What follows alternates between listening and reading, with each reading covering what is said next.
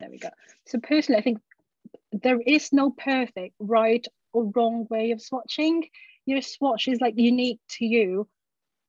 Some like to see the chroma, just like Nick Stewart, and somehow some put it like how they want to see it in a pen, like a Mountain of Ink. She writes a whole page with of inks, and basically you can see the changes of the ink. I've got some samples here. So these are all Troublemaker inks. So that's, oh, bear with me, sorry, that's it. Honestly, like no one swatch is the same, in my opinion anyway, because you have different materials, you have different papers, you have different pens, you have different nibs, you have different techniques.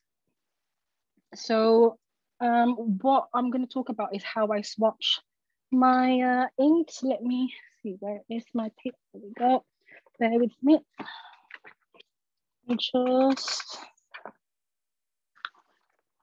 should have taken this out earlier. Here we go. So these are my swatches. If I put them next to the written samples, they're going to look exactly like different. So this one is Butanding. It's a store exclusive ink from the Philippines, from one of the Filipino stores that I managed to get last year. I had to like wait early hours in the morning here because once they've opened the site for sale, it literally just went within seconds. So I had to stay awake until about 4 o'clock in the morning for that. So that's how it is. That's what it looks like written down. I'm not sure if it's clear, but the swatch is that it's almost similar, but you can't get it the same.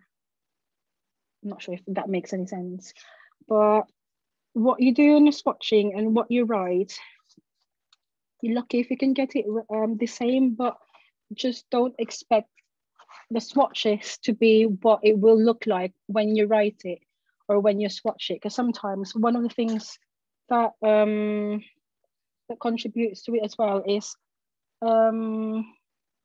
having an ink open, like letting it evaporate makes the ink a little bit more darker.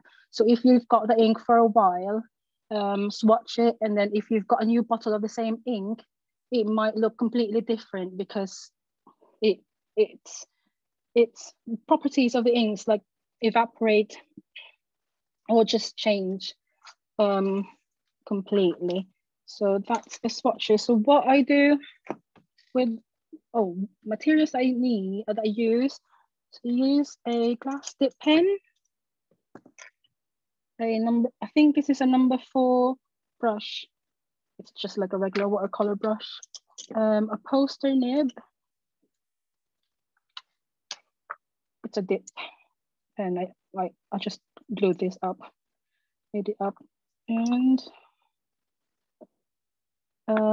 this sometimes I think it's with the Leonard pumpkin nib. I can't remember. Leonard 40 for the nails.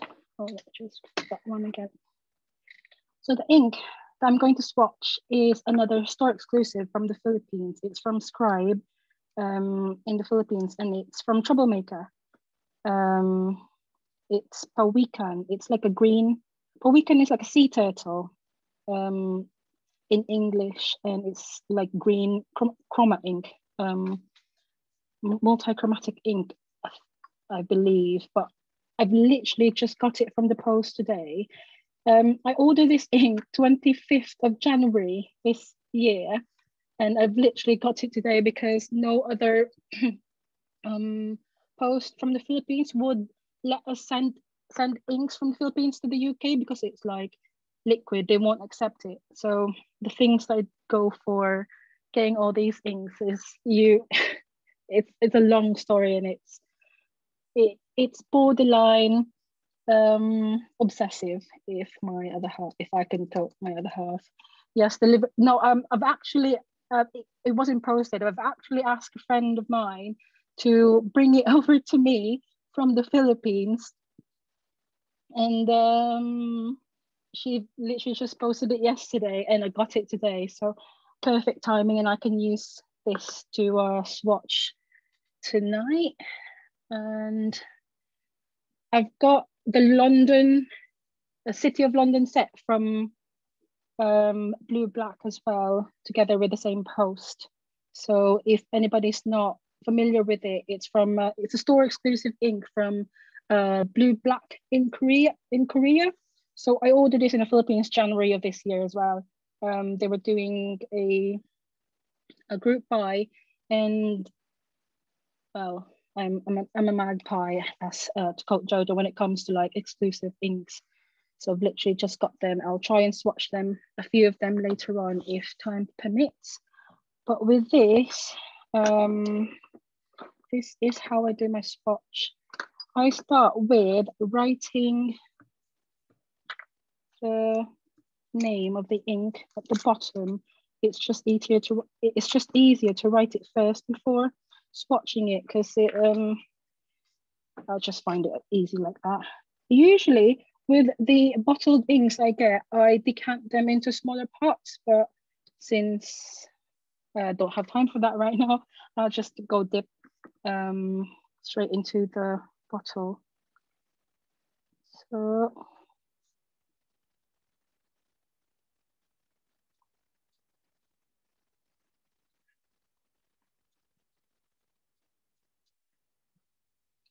and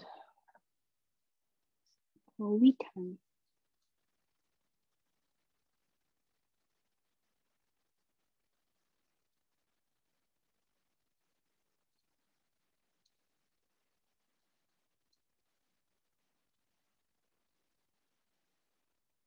Yeah.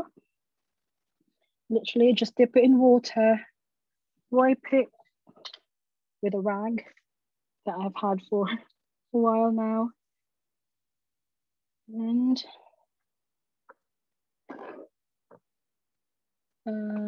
with this number 4 brush,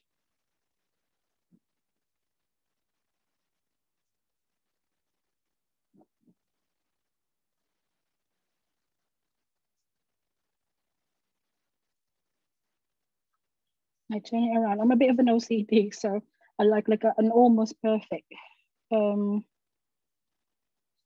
shape to it. So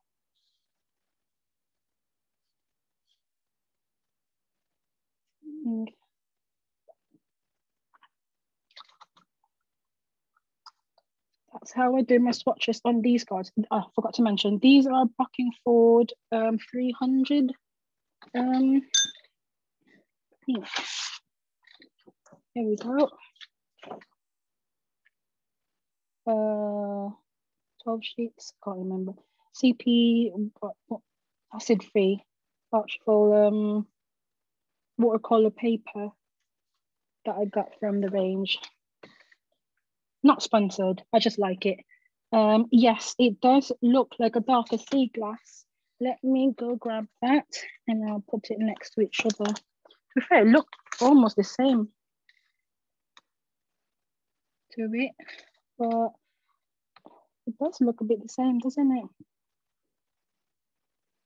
But with this one, I used glass dip pen for this, so it's not as dark as when I used the nib. But we'll wait for that to dry. I forgot to mention that I also have this little swatch book.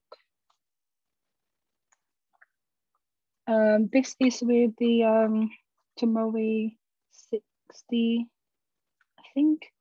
I can't remember. I got this from Good Impressions like a year ago, and I've still yet to fill it up. Oops. So yeah, that's one of my swatches. I'm gonna do the Pelican on this one as well, because it's different looking from this swatch. I've got the sea glass here somewhere. Yeah.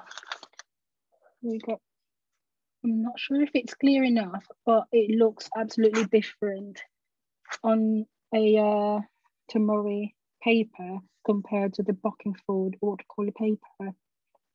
But that's just it. It's like I've mentioned, it's different techniques, different materials, different paper, different nibs. You'll get different swatches. So the swatches that you see online when you buy the when you look for inks to buy, it's more of just like a guide. I don't totally rely on it. I just look at it and see like, oh, this looks like a nice green. I have to try it to make my own opinions on what colors they are, because it's just hard to take photos and put the actual color of the ink into it. So yeah, I think I've seen a question. I think it was from Callie. Is it, how do I make the squiggles? Yeah, I'll do that one as well. Let me just find a now I've got some free spaces here somewhere.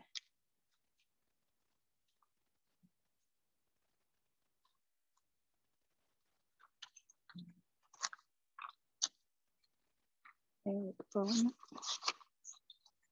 Got, so the squiggles, I use the fat end of a glass nib, glass dip pen.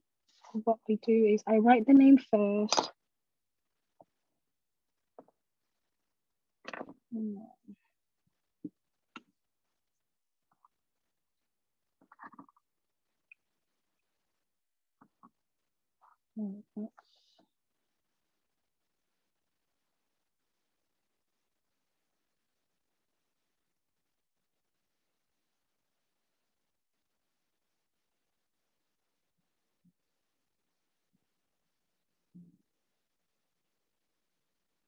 Should have erased the pencil marks really, but hey ho.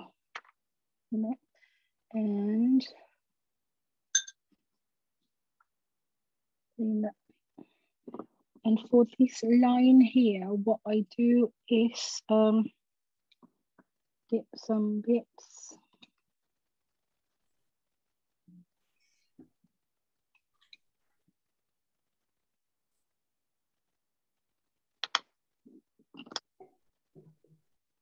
Lucy's asking how many inks you've got. Oh, I stopped counting. The same reason why I stopped counting with how many pens I've got, because yeah, it's a problem. I'd rather not know how many inks I've got. A lot, but most of them, in my defense, are samples in 5 ml sample bottles. Right. So you don't need to defend yourself. I think everyone agrees. Yeah, I honestly stopped counting them when I ran out of space. So yeah, I don't even want to try counting them, because it just makes me sad and happy at the same time, and that's not a really nice feeling at all. So with the squiggles, it's literally that. Nothing, no sorcery, just mindless squiggles on the page. When you're swatching, do you use a variety of different nib widths to actually test your inks? So I tried that. I was gonna try that, like what Mountain of Ink does, but I just see it just felt a little cumbersome to like swap nibs and everything. I tried it with the a Twisby before. I popped on the side, and actually I've only tried it with a small nib and a big nib. So here it is. This was with a Ferris wheel press April showers. Hang on. Wow. Looking for a better color. Here we go. This one is the Morningside Mint. So yes, I tried it with the different nibs with the Twisty because it literally just pull the nib out, put a new one in, and then squeeze a bit of ink on the feed, and then you're good to write. So I've tried it, and then I find it's too much physically to do that, and I needed more ink than I usually use, and I don't like wasting ink, so I don't know how much ink to use at first, and I don't want to just like throw it away. I'm a bit of a hoarder, I'm afraid. But I just don't want to like throw it away after. And yeah, I stopped doing it basically, and I just started writing these bits. These was one of the latest ones that I've wrote just the other night. This was with a Colorverse Under the Shade that I got last London Pen Show from Coat Pens. So I just started writing it entries from this book, basically. And yeah, I would very much like to try and do this bit again because it shows like a fine nib, a broad nib, and the 4-stack nib that Jojo gave me as well.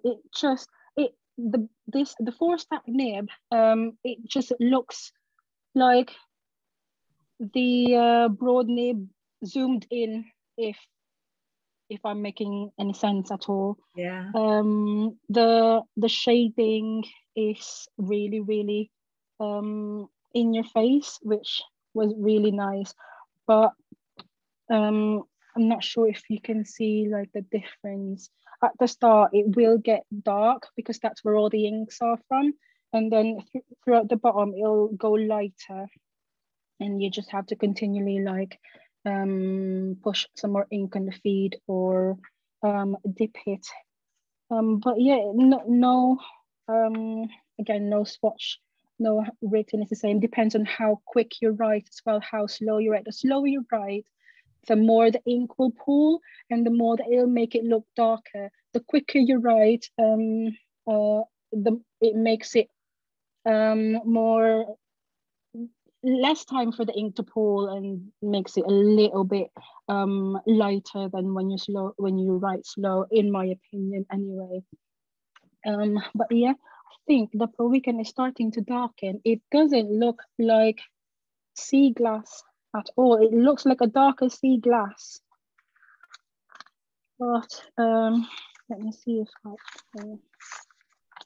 So somebody's asking whether or not a Pilot Parallel pen would work to do the thicker swatching and writing.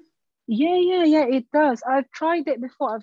I actually do have a couple of parallel pens, but I haven't used them in a while because with the parallel pens, they've got cartridges, don't they? And I prefer the well, actually have got Sailor Storia yellow on this one that I haven't used, and I've clearly forgotten. Yes, it does work, but what I don't like about using the parallel is that I can't squeeze the ink through the feed if it gets. I mean, you can, but it's a little So I tend to, I hard. don't know if you've tried that, but if you just put the ink in the palette parallel, it gives you a really good flow. Like, Just what do you put the mean? Like dip it? Oh, dip in the it. Eyedropper it. Oh, okay. Yeah. Yeah. So I Oh, can show you guys later. I could try that. Yeah. Yeah. Oh, yeah. I've stopped using the parallel pens. So yeah. What else on the swatching? Any questions at all? Let me get into the chat so I can have a look. Any questions that I've missed? Somebody's asked how long it would take you to do a page like that. A page like this? Oh, depends if my other half is next door. Depends if she keeps on asking me to do things for her, it takes longer. But if I'm on my own and she's not here, it's quite quicker. Because even if she knows that I'm doing something, she'll just come in and say, "Can you do something for me?" And it makes it a lot more longer to write a full page. I think this was. I don't just. The thing is with writing all of this, it gets a little harder to concentrate on sometimes. So it can take about an hour sometimes, sometimes less. I don't really have a timeline. I have never timed myself doing this, but when I try and do another one page like this, I'll time myself and I'll let you know. I'll pop it on the comments. Yeah. Any other questions? Everybody's in agreement. It's absolutely stunning. Thank you.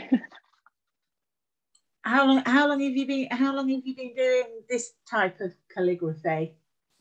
So this type of calligraphy, it's not. I don't really put it as like a calligraphy. It's more just like a font, like a style.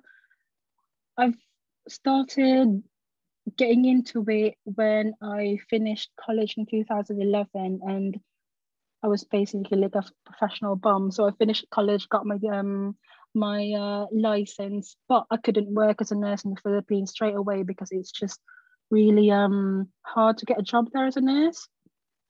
Even though we need nurses, it's just hard. So I stayed at home, help a little bit with a small family business, and basically just stayed in my room and write. So what I did was look for photos online and try and copy them. Basically, right. One of my go-to website or page is 50 ways to letter, and then whatever letter you want. It's mostly the capitals that Right. I struggle with. You can't tell you struggle with anything. Yeah, I do. Yeah. And yeah, when trying to learn a new font, I try and put it in one page so I can see like all the capitals, how it will look like, and with small letters, I just try and experiment on which ones I like to write. Right. So there's some letters that I didn't like an R. Let me try and write one down. So some R's, so some R's you can write as, I'll write as big. Small letter R you can write like that. And in some font, you can't write it like that. You have to like so it's trying to match it to the letters that you use with it, with the calligraphy. I think that's how I do it personally anyway. And with favorite word to write? Sorry, I interrupted. Pardon? What's your favorite word to write? What's my favorite word to write? I think it's the long word. It's supercalifragilisticexpialidocious. I've written it somewhere. I don't know where it is now. It's just so long, and then you can just see it like in one whole line, the letter, and it's just fun to write with. But yeah, I try to use pangrams. I stick with a very boring, the quick brown fox most of the time, but it's just quick and easy just to see how all the letters will look like combined. So yeah. George is asking whether or not you draw guidelines or if you always do it freehand. Guidelines, like this. Or just lines on the paper to make sure you're going in a straight line, I'm assuming. Oh, yes, I cheat. I use I either use this, which came with a Nebula notepad, just pop it under, and it's not very visible, I think, on the camera, but it's visible enough to write under. So I use that a bit. Or the Rhodia grid pad. So yeah. So when writing a whole page, if I usually write it in a whole page first, and then literally put the page on top of it and try and copy it from Right. that. It's just, and if I don't like how it's all lined up, I just move the paper left to right to match how I want it to look like. But yeah, as much as I want to write without guidelines, my OCD won't let me. I need it almost in a straight line. Yeah. So yeah, I use grid papers. Can't remember what this was. Gary says it's quite remarkable that you use capital letters so much. Am I correct in thinking this type of writing is more controllable than regular cursive handwriting? I write the capitals a lot because I don't write them a lot when I write sentences. The small letters you can just write straight away, but with the capitals, there's loads of variations to it, and I just like to switch them up sometimes. So that's what I keep on going back to, the 50 ways to letter whatever letter you need. And then because she's got loads of different capitals that I go to, and then I just pick which one and then just try and just copy it really. And then if I don't like it, I just try and make it my own sometimes. In the year, it's called that. Do you want to talk us through some of those pens? Yes. So going into the modern calligraphy now, let me just put these away.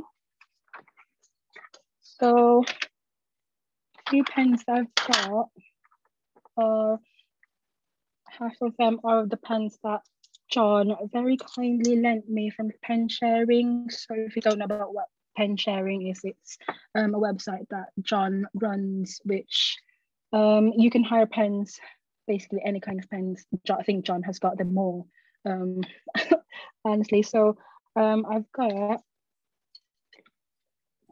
so I just need to have a bit of this. I've got the Osprey with a zebra G nib. I'll try this last because that's my favorite of the lot. And I'll just gush over it. And the next one is Good Blue by Kamille. It's actually really, out of the 4, John sent me 5, but I'm too chicken to try the vintage Waterman, so I didn't ink it. I don't want to break it if ever, so I'm gonna leave that on the side. I've got the Osprey, the Good Blue, the Mont Blanc 149 calligraphy, and the Leonardo, is it T1? I can't remember. I think it is. That John sent me. It's the Stipula. Oh, Stipula. Sorry, my bad. The Stipula T1, wasn't it, John? Yes. Yeah, the Model T, they call it. Model T. Sorry, with a titanium nib. So I think I'll start with this. The ink that I've got on this one is the ink font of today. It's the Raspberry Party Time, I think it was. Oh, I think I've lost the plot. I can't find it.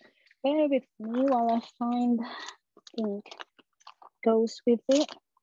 Yeah, there we go.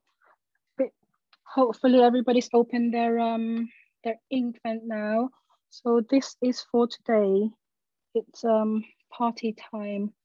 I'm not sure if you can see it. So it's really pretty with like purple shimmer, like violet lavender shimmer with a little bit of a green sheen to it. So that's what I've used for this one. That's really pretty. So I think it's got a titanium nib, doesn't it, John? Yeah, I think I've got a few pens with the Bock titanium as well, but I'm not sure if these are the same. But they're really soft and really lovely to write. So that's particular. I'm not sure if is that close enough. If I can move the camera a little bit closer.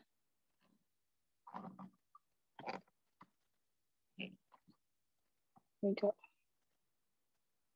Okay.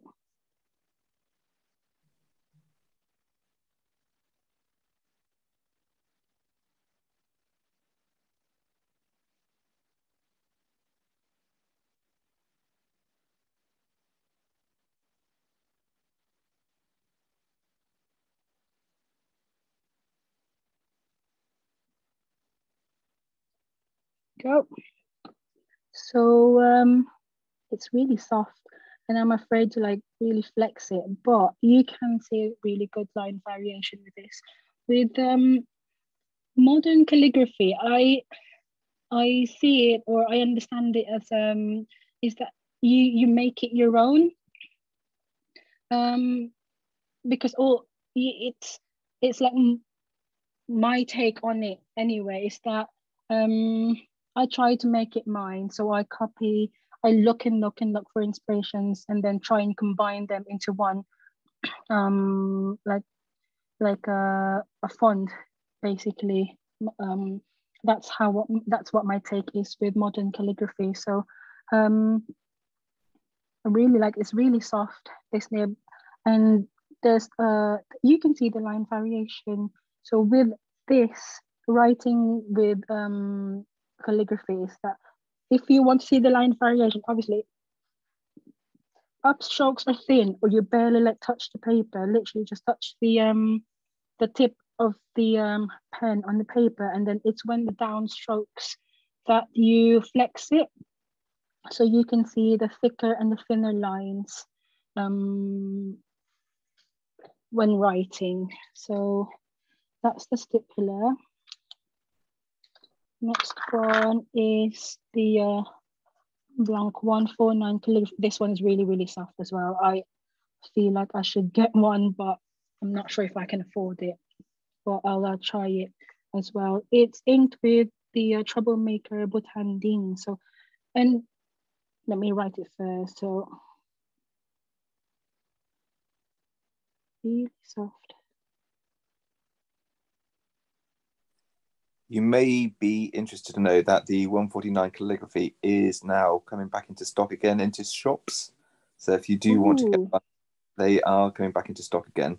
But whether or not they'll do another run after this, I don't know. But it's a good job we got John from Pen Sharing to actually allow people to use. Yeah, I didn't know that they stopped like selling it. Yeah, it was only a bit of a limited FOMO run, now. and then they stopped them, unfortunately. But it's a gorgeous, gorgeous nib. It is. It's really, really soft. You can see better line variation in this one compared to the stipular Model T with the Mont Blanc calligraphy, and I was actually surprised when I started writing it, see the chromatography on the Botanding, because I've never seen it on the small nibs. So I've written this, I'm not sure if you can see it, with the Mont Blanc 149, and you can see the different colors on the of the ink with this, because I think with having the flex nibs, you get best of both worlds, really. You've got the thin lines and you've got the thick lines. So you will see how, like, it's like having fine and a broad. if that makes sense. So if you write thin, you'll get a fine line, and if you flex down, you'll get a thicker line, and you'll see the line. I meant the chromatography of the inks. It's actually amazing. I'm really surprised how it turned out. The ink and the pen, and I think I've heard yesterday that somebody's mentioned that troublemaker inks tends to run dry, and I totally agree. Some of the troublemaker inks run dry, but the sheens, they flow really well. I've had them on different pens, and some of them do tend to stain, but they write really wet. The sheen is the standard inks that are the multi-chromatic inks that tends to be dry, but with the Botanique, it actually writes really wet on the Mont Blanc. I'm not sure if it's because of the flex or the feed, but it feels really dry. It writes straight away. I'm not sure if it's just the pen, but yeah. Different inks, different characteristics as well. So that's with the Simone. Yeah. The next one up is Good Blue. Aaron says it's good to see the way that you form your letters, because when he's trying to do it, he writes as he normally would, but trying to get the variation. But obviously, so he says it's really useful to see how you're doing it. Yeah, I forgot to mention. Yeah, with calligraphy, you can't write fast. You have to write slow, because one, the flex is, you have to be careful with the flex. Some pens can flex, some pens can't. And if you're not sure, write slow, try it, and just, yeah, try not to break it, basically. So yeah, as much as we want to write quick with the flex or with the calligraphy, it's just not feasible for me anyway, because you can't. It sounds very cheesy, but you can't hurry beauty. I'm not sure if that makes sense. You have to take time with it, basically. So this one is the Good Blue. So with the T, yeah, I'll start with a small letter. So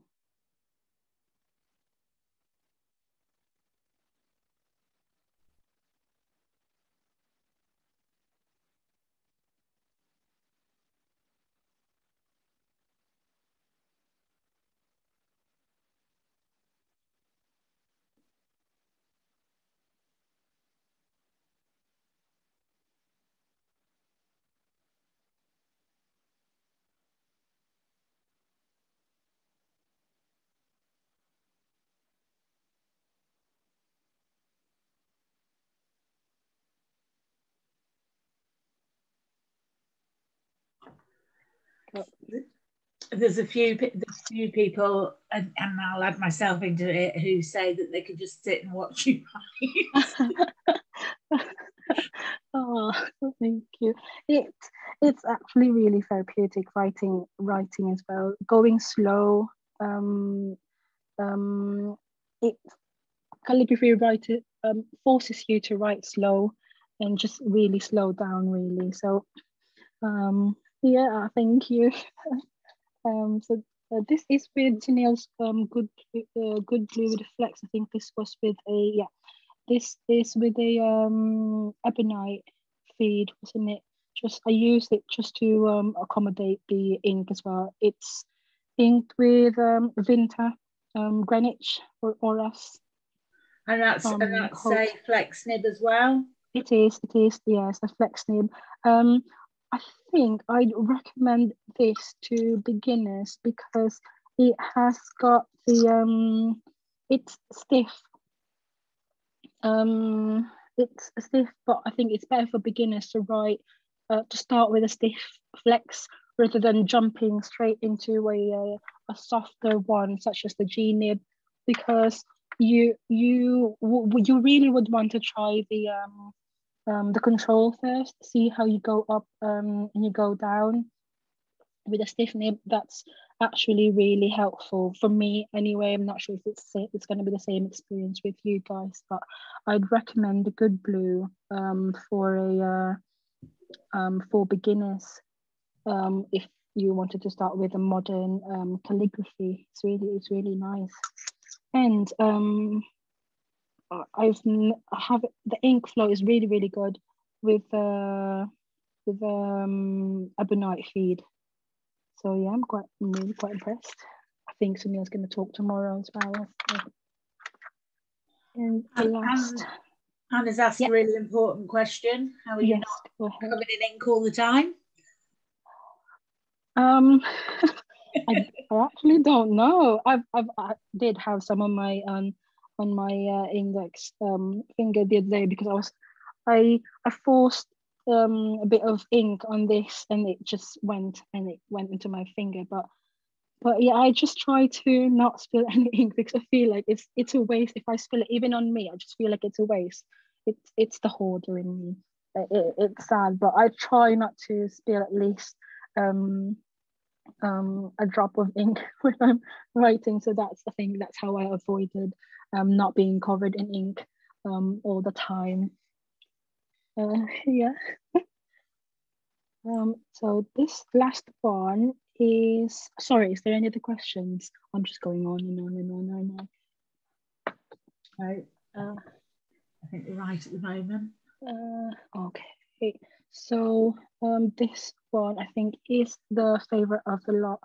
It's for the others who wasn't in when John explained it. I'll try to explain it quickly. It's an Osprey pen fitted with a G nib. So it's the nib basically that rusts really quickly. So, but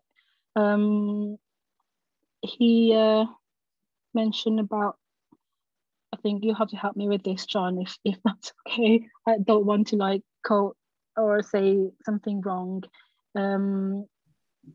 If you don't mind, just yeah, that's fine. I'm happy to jump in. Yeah, I mean, they've taken the Zebra G nib, they've designed the specific feed to fit the nib, so there's no kind of adjustment or heat setting required.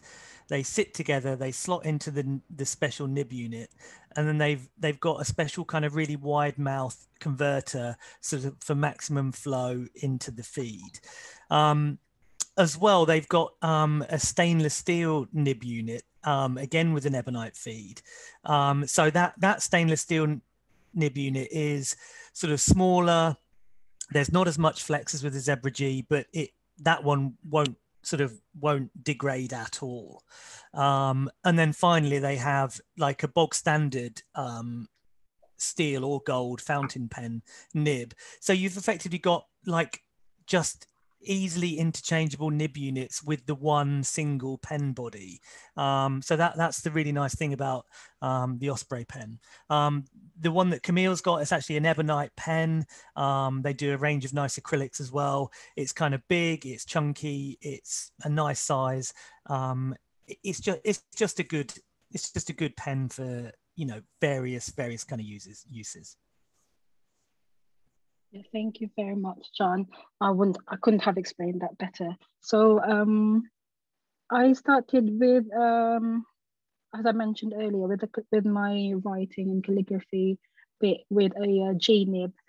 So when I got this from John and tried it, I literally like almost screamed and sent him a video of what I've written straight away, because I was just really happy to see this kind of pen. I did have the Jinhao one before with a G nib, but I couldn't take the nib out to change it basically, and it had a plastic feed, so the ink flow is not, well, it's not comparable to the ink flow in this one anyway. So yeah, let me write it. So this is the see.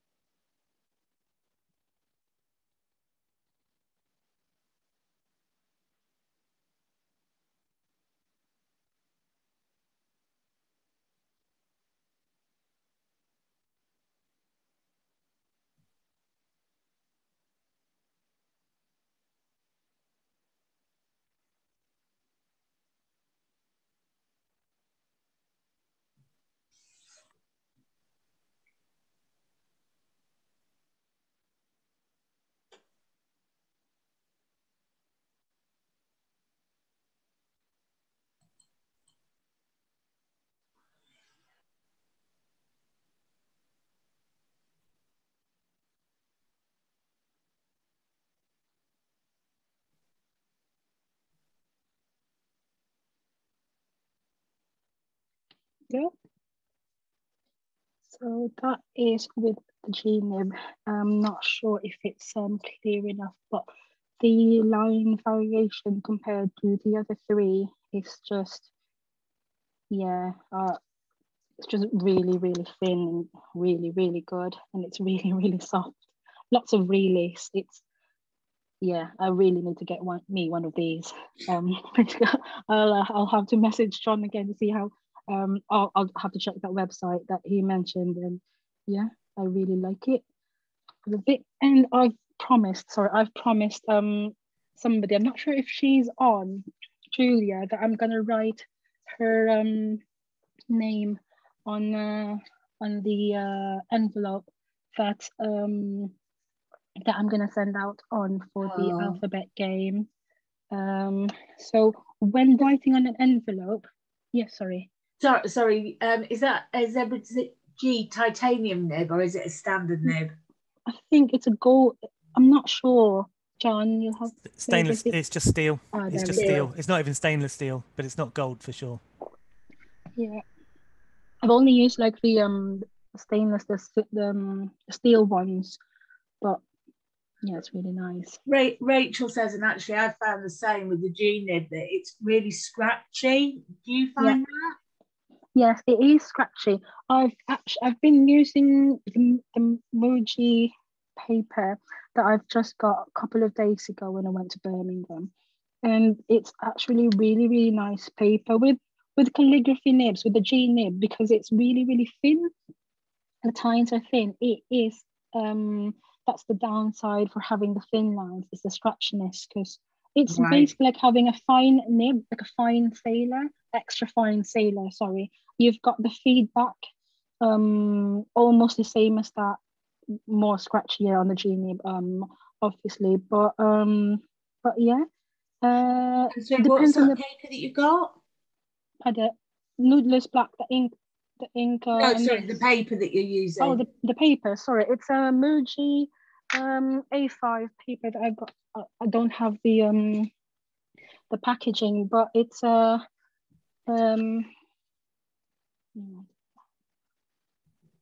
Muji. Cool, thank you.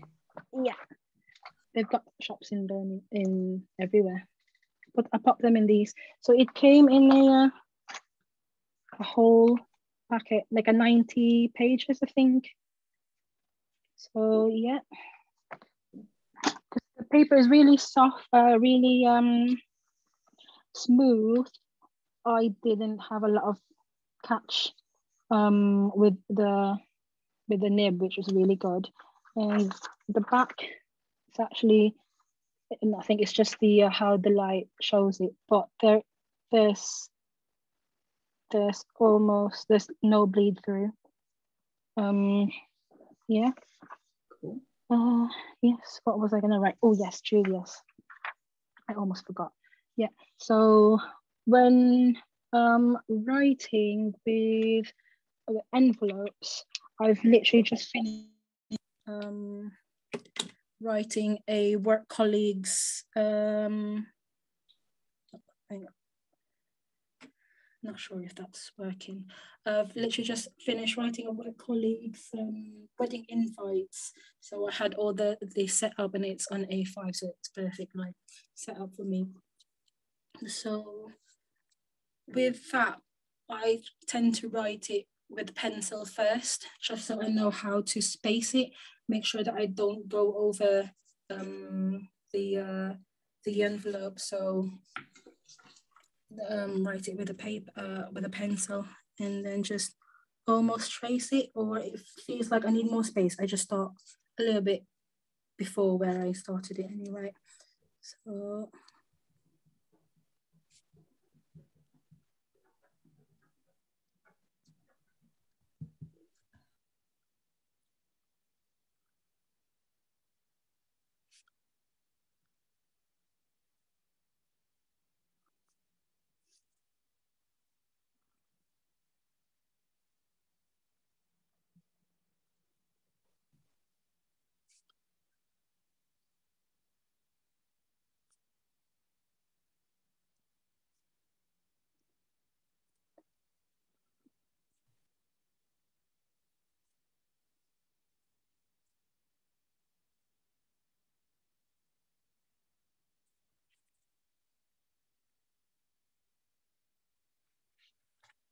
I'm not going to write the address.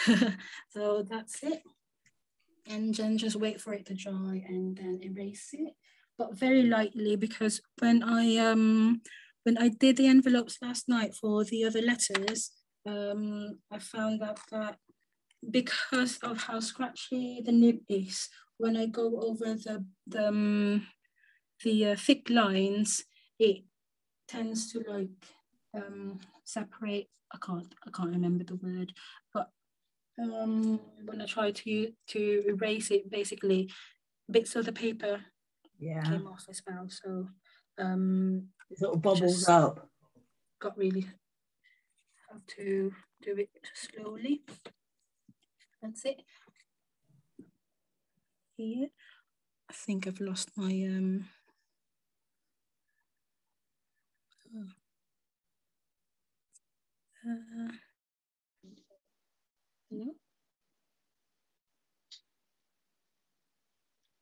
Okay.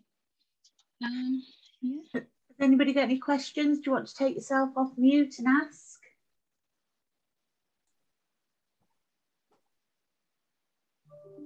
Hi, I'd love to see some of your normal handwriting. My normal handwriting. I can't do and that. whether you'd ever consider using a biro for everyday use. A biro. I'm not sure if I've got a biro here. I don't have a biro around here, I'm afraid. I think it's out. You've gone a bit quiet. I just wondered if you ever have, if you do resort to borrowers everyday use. I don't need to see one. No, I don't. But I do have one. Brad gave me one, but it's in a box. And I just wondered what your everyday handwriting was like. My everyday handwriting. Yeah, bear with me. Let me grab the. So this is the pen BDS. This is what I use at work.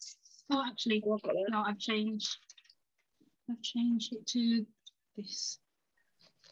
This is one of the pens that I got from the pen shop, from the most recent pen shop in Birmingham. So this is what I use at work now.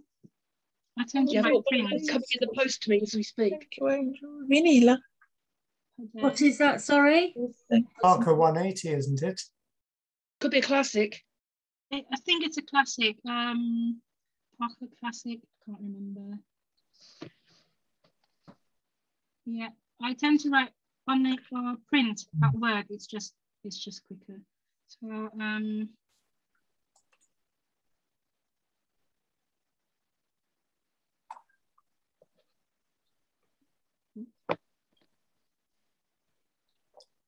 the dreaded penguin.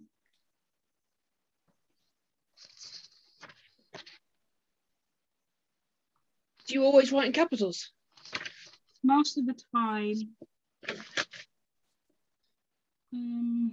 yeah, it's just I just find it a little more legible if I write in capitals quickly at work.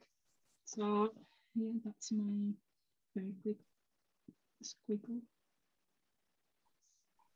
Oh, one thing I forgot, by the way, with flex nibs is I know that we've got different ways on how to write, how to hold, sorry, it depends when we write. But with flex nibs, I find that to lengthen the nib, to make it last longer, to write it in this sort of position. So I'm not sure if we can see it. So you write like that, tines like straight. I'm not sure if I can call it below, but straight. Because if you write on the side, your thick lines will have to like go like that. You can't like go thick. I don't even want to try it. You can't go thick, downwards thick when you write like this. So with flex nibs, flex pens, I recommend writing it like that. It's easier as well to go sideways and up and down big strokes rather than writing. Yeah, you can go thick if you write sideways like that, but you can't go thick going down, if that makes sense. So just a quick question. If you had any money, well, all the money in the world to buy the perfect pen for calligraphy, which pen would you actually go for, whether it's vintage or modern? This Osprey one. I don't think with the type of calligraphy that I write, I'd literally get this Osprey. Yeah, I really don't care like how it looks like. It looks really like a boring black ebonite, doesn't it? But it's the nib for me that matters when it's writing with a modern calligraphy, and it's one of the best nibs pen hacks that I've used so far. I've tried so far anyway. I might not have tried all. Well, I definitely haven't tried all of them, but so far, this is by far one of the best flex nib pens that I've used. So yeah, I'd get an Osprey. I suggest you do try that vintage Waterman. I have one with a gold nib, and they're far superior, I've found, to the modern calligraphy flex nibs. Yeah, I love my vintage golds. Yeah, I've tried flexing it, and it's without an ink, and I don't know, it just makes me really scared to use it. It's a love. Go for it. Go for it. Go for it. Go for it. It's I think you should do pen. it. Definitely do. It's a lovely pen. It does write really well, and it flexes beautifully. Kamille, I think the nibs are actually very resilient. I think people are scared of vintage nibs, but actually the vintage gold nibs are actually more resilient than you think. Than the they could put up ones. with me, so. Yeah. So I think put your new ink in that you got today. Go for it. No pressure. I feel very pressured, but I will. Yeah, I'll give in. I'll try it.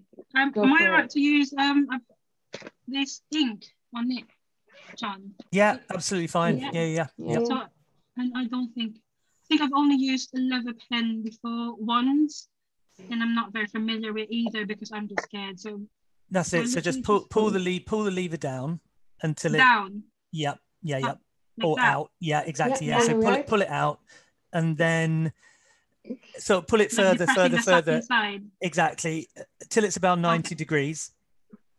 90 degrees. Yeah. I really don't want to break it. You won't. Don't worry. They're easily fixed.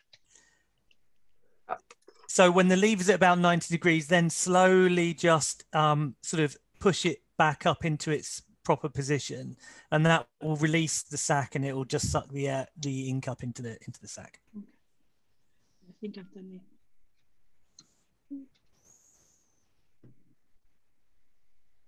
There we go. So,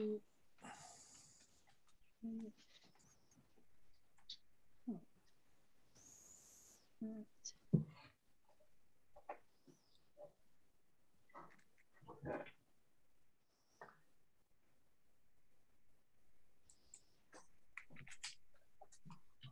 You can all hear me gushing.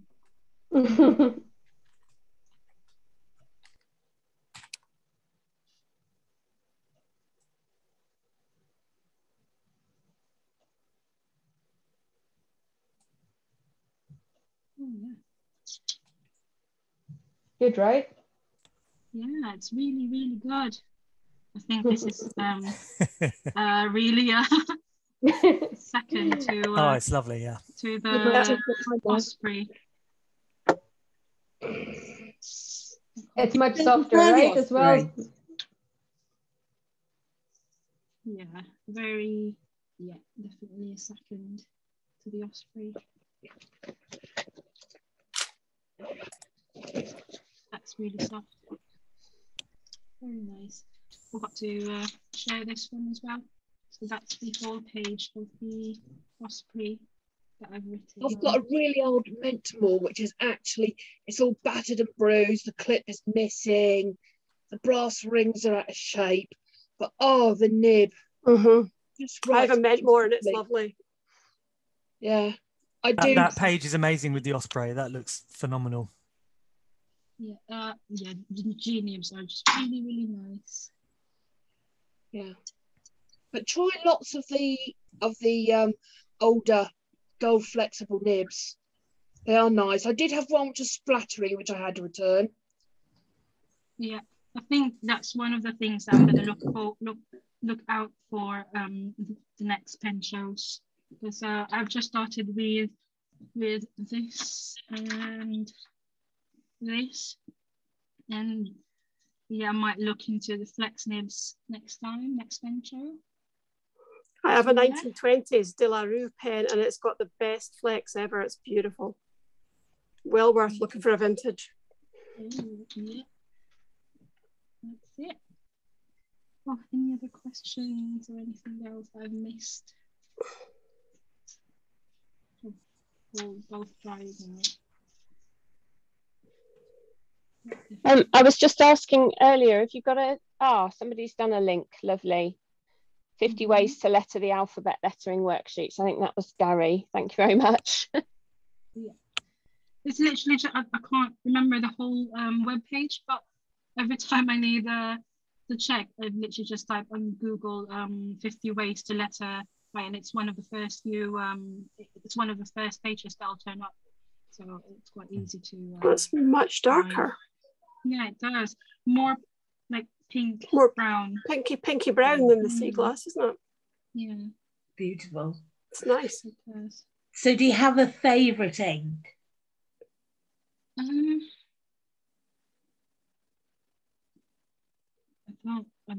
It's very hard. The type of ink, yes, I like multi-chromatic inks, but I can't decide which ones. Yeah, they're all really, really nice. Yeah. Let's see if I've got anything to share.